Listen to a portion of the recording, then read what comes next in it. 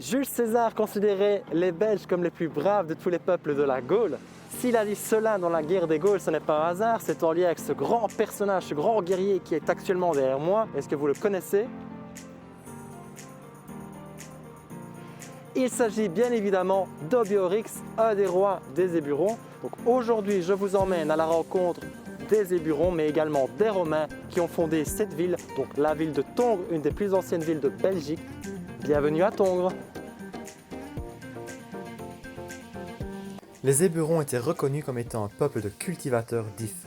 Ce bois, reconnu pour son élasticité et sa solidité, était notamment utilisé pour la fabrication d'arcs à flèches. Ce peuple, originaire de la moyenne vallée du Rhin, les villes actuelles de Bonn et de Coblence, s'installe vers 300 avant Jésus-Christ au nord-est de la Gaule, dans ce que l'on appelle à l'époque la Gaule belgique.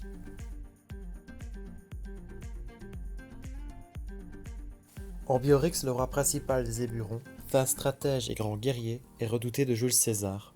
En 54 avant Jésus-Christ, Ambiorix, accompagné de Catuvolcos, roi des Éburons dont l'histoire semble avoir oublié, attaque par surprise un des campements romains. Les troupes romaines accusent une perte de 7000 hommes. Cette bataille, qui est la plus sanglante de la guerre des Gaules, se nomme la bataille d'Ouatouka. En 52 avant Jésus-Christ, après plusieurs contre-attaques, les Romains s'imposent définitivement et chassent Ambiorix.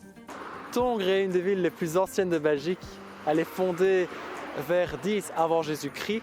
C'est donc une ville romaine. Tongres, ou plutôt à l'époque Atoatuca Tongrorum, est un chef-lieu d'une région, une des plus importantes villes du nord de la Gaule. Cette importance, elle l'acquiert grâce aux nombreuses voies de communication qui la relient au reste de l'Empire. Parmi ces voies, la principale étant celle reliant Bavay à Cologne, mais également celle vers Arlon-Trèves et également une vers Aix-la-Chapelle. Et toute ville romaine de son importance a des remparts.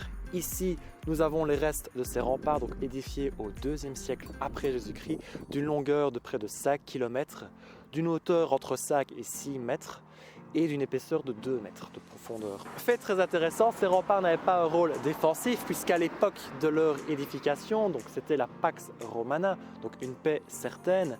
Donc ces remparts n'ont pas une fonction défensive, ils ont plutôt un rôle de glorification de la Rome antique, glorification de la puissance, des richesses qu'a pu avoir l'Empire.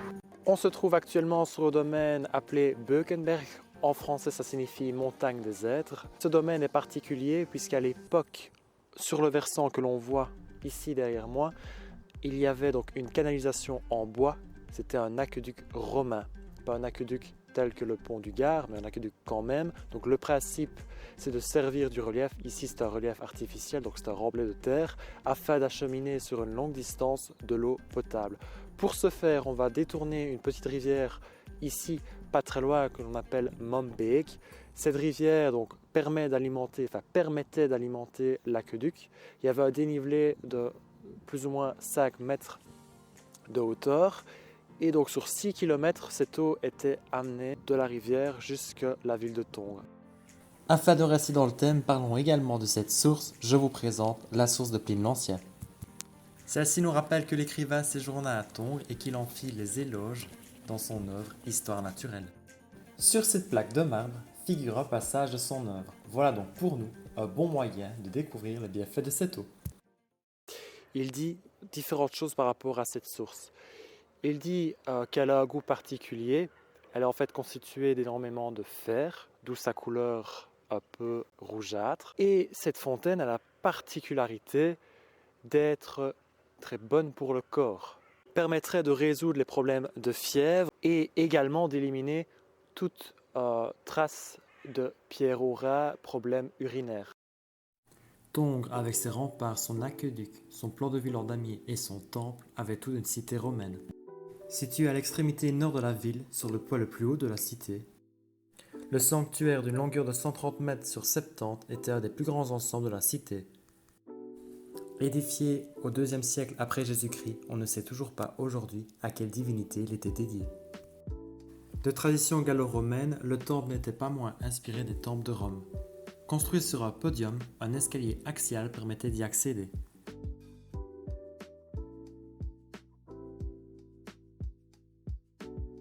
Arrivé au-dessus de l'escalier, le pèlerin arrivait dans le pronaos, cette partie entourée de colonnes.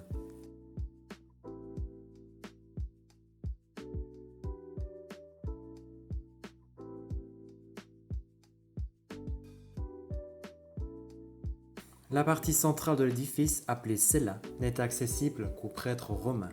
S'y trouvait une statue du dieu. Mais ici à Tongres, on ne sait toujours pas quel était ce dieu. Et enfin, si vous désirez continuer à découvrir cette population, je vous conseille de visiter le musée gallo-romain de la ville. C'est aujourd'hui un des plus beaux musées archéologiques d'Europe. Ainsi se termine notre balade à travers le temps.